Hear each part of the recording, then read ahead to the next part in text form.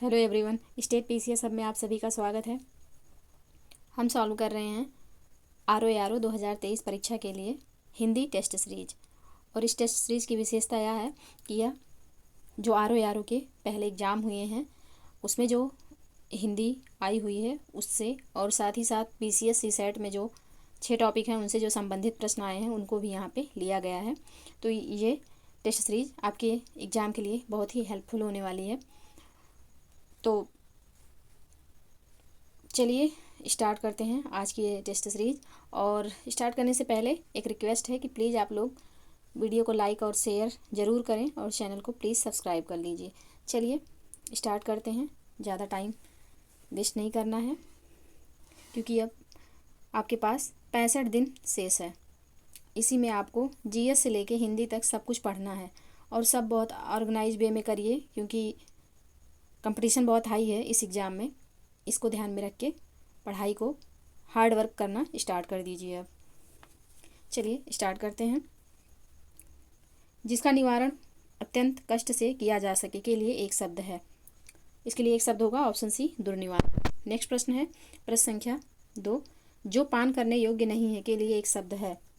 जो पान करने योग्य नहीं उसके लिए एक शब्द होगा ऑप्शन डी, अपेय। नेक्स्ट प्रश्न है प्रश्न संख्या 3, अपने सहारे पर रहने वाले के लिए एक शब्द है। अपने सहारे पर रहने वाले के लिए एक शब्द क्या होगा? तो यह होगा स्वावलंबी, ऑप्शन ए बिल्कुल सही है। नेक्स्ट प्रश्न है प्रश्न संख्या 4, अपरमेय किस वाक्यांश के लिए एक शब्द है। अपरमेय किस वाक्यांश के लिए एक शब्द होगा? तो यह होगा जो प्रमाण से सिद्ध ना हो सके उसे अपरमेय कहते हैं, ऑप्शन सी यहाँ पे बिल्कुल सही है। नेक्स्ट प्रश्न है प्रश्न संख्या 5, जो स्त्री के वशीभूत है के लिए एक शब्द होगा। जो स्त्री के वशीभूत है उसके लिए एक शब्द क्या होगा? तो उसके लिए एक शब्द होगा ऑप्शन बी, स्त्रैण। नेक्स्ट प्रश्न है प्रश्न संख्या 6, सवाल जवाब बहस उज्जत या दिए गए उत्तर पर उत्तर के लिए एक शब्द है। इसके लिए एक शब्द क्या होगा? तो इसका सही आंसर होगा ऑप्शन सी, प्रत्युत्तर। ऑप्शन सी बिल्कुल सही है। नेक्स्ट प्रश्न है प्रश्न संख्या 7 है, वह कन्या जिसके साथ विवाह का वचन दिया गया है के लिए एक शब्द होगा।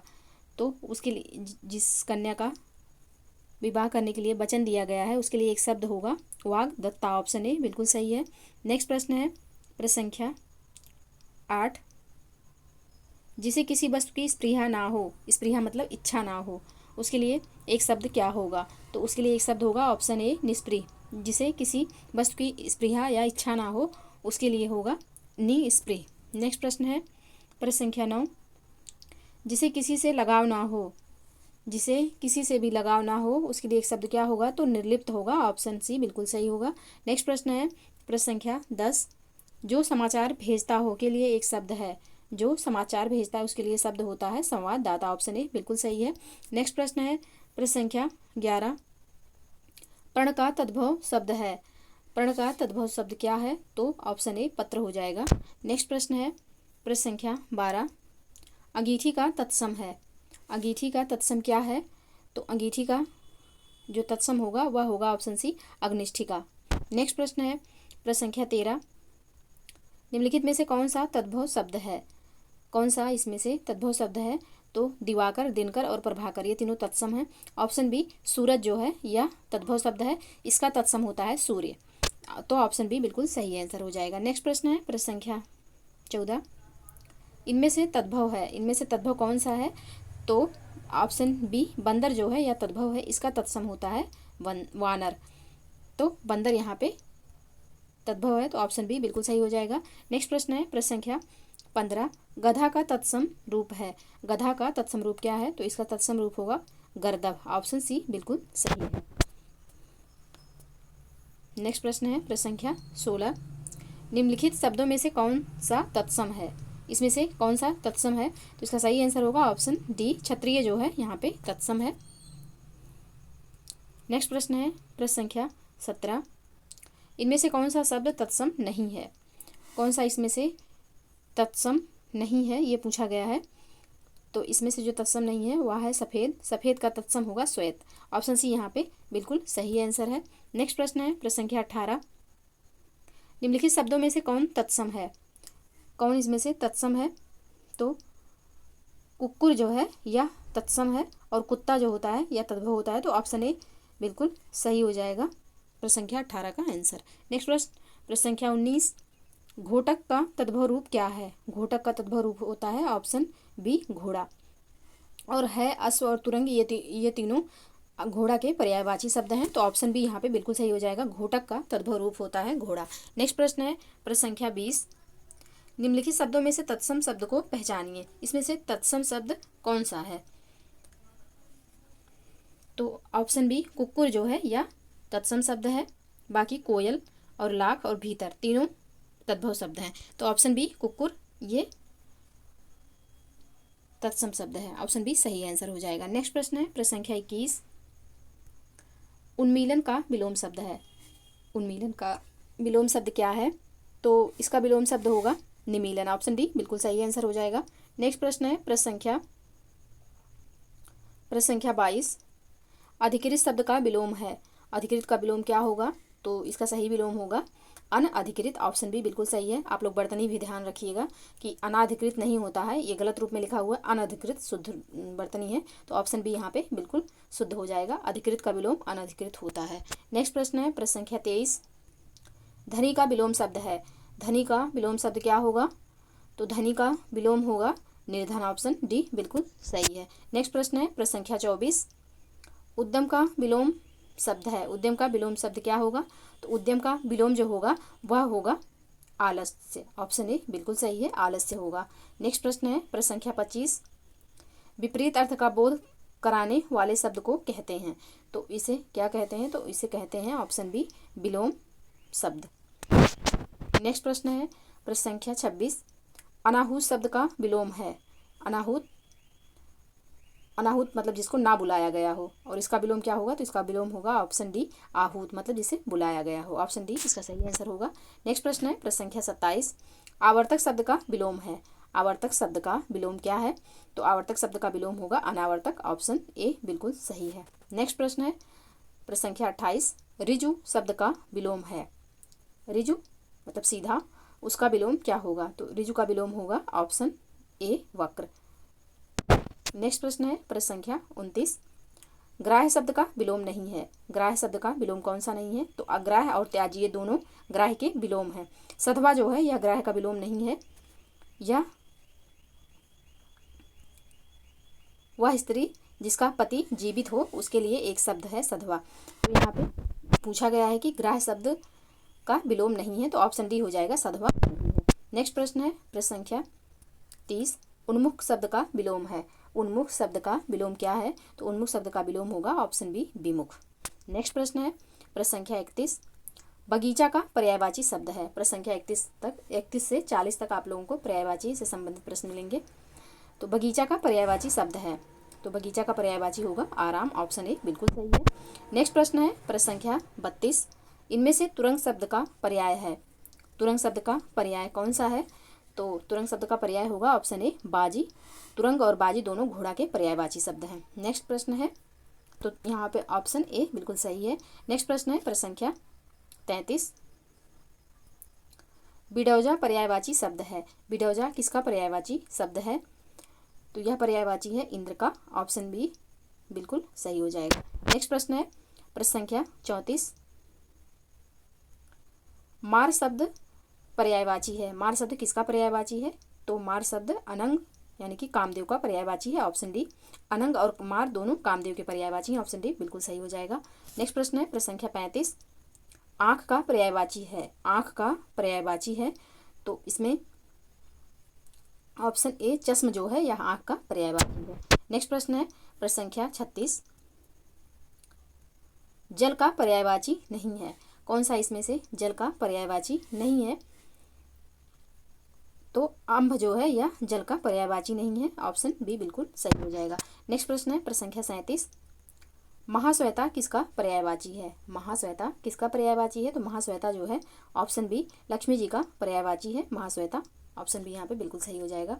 नेक्स्ट प्रश्न है प्रश्न संख्या 38, मोर का पर्यायवाची इनमें से क्या है। इसमें से मोर का पर्यायवाची क्या है।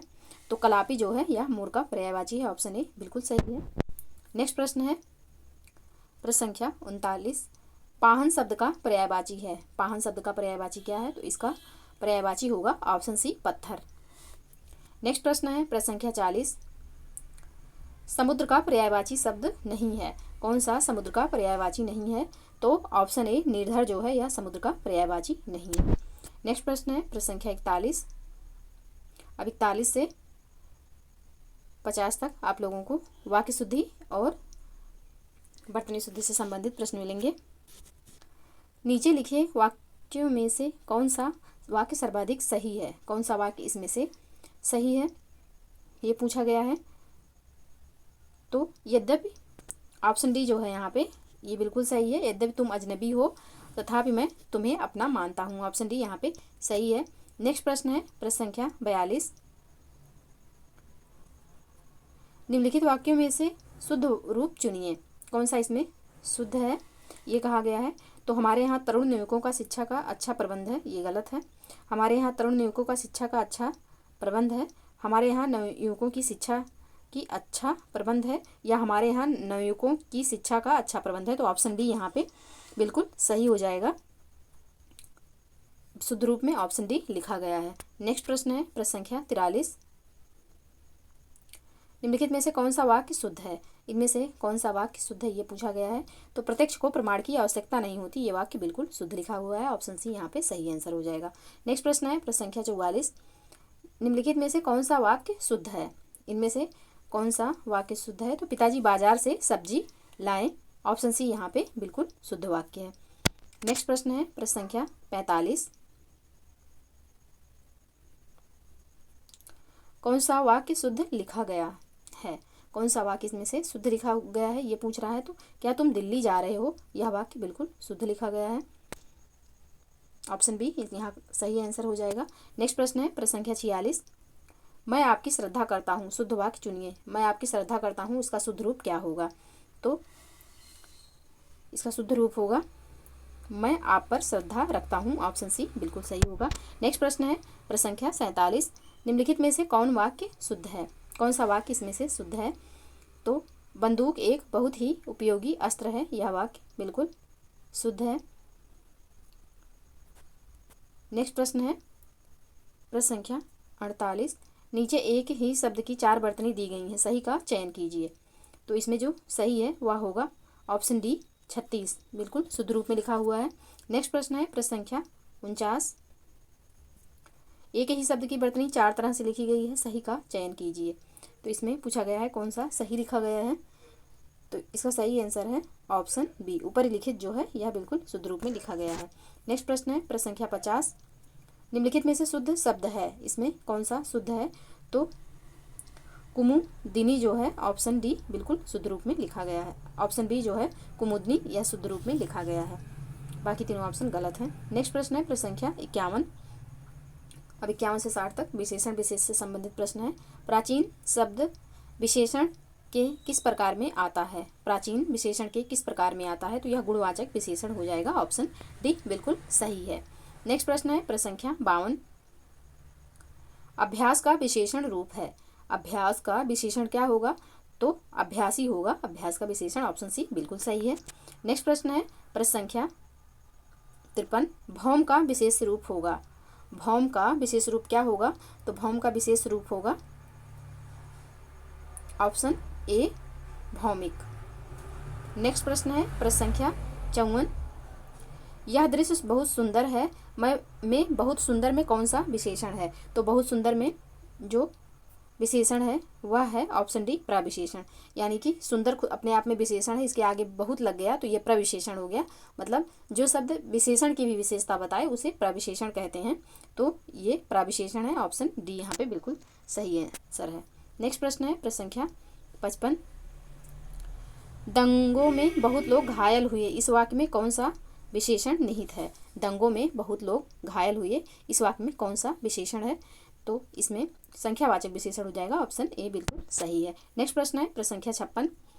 विक्रम बीकानेरी भुजिया पसंद करता है, वाक्य में विशेषण है, तो वाक्य में जो विशेषण है वह है ऑप्शन बी बीकानेरी, जो कि स्थान से संबंधित गुणवाचक विशेषण है यहाँ पे, तो ऑप्शन बी यहाँ पे बिल्कुल सही आंसर हो जाएगा। नेक्स्ट प्रश्न है प्रश्न संख्या 57।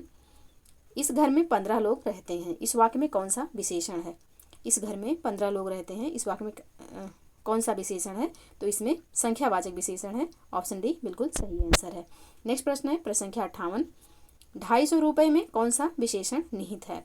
250 रुपये में कौन सा विशेषण निहित है, बिल्कुल ध्यान से देखिएगा। 250 रुपये, और इसमें लगता है कि निश्चित संख्यावाची मतलब संख्या बोधक विशेषण है, लेकिन इसमें अपूर्ण संख्या बोधक विशेषण है, अनिश्चित संख्या बोधक विशेषण होगा। ऑप्शन बी बिल्कुल सही है।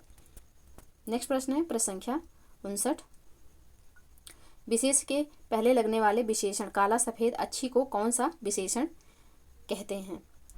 काला सफ़ेद अच्छी को कौन सा विशेषण कहते हैं, तो इसे उद्देश्य विशेषण कहते हैं। ऑप्शन सी बिल्कुल सही आंसर है। नेक्स्ट प्रश्न है प्रश्न संख्या 60, ईमानदार शब्द में कौन सा विशेषण है। तो ईमानदार शब्द में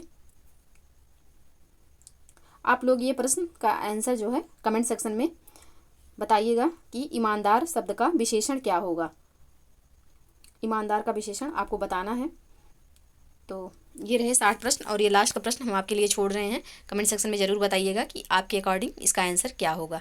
और आज के लिए बस इतना ही, मिलते हैं नेक्स्ट टेस्ट सीरीज में। तब तक आप लोग वीडियो को प्लीज़ लाइक और शेयर कर दीजिए, चैनल को प्लीज़ सब्सक्राइब कर लीजिए। पढ़ते रहिए, स्वस्थ रहिए। मिलते हैं नेक्स्ट वीडियो में, तब तक के लिए जय हिंद, जय भारत।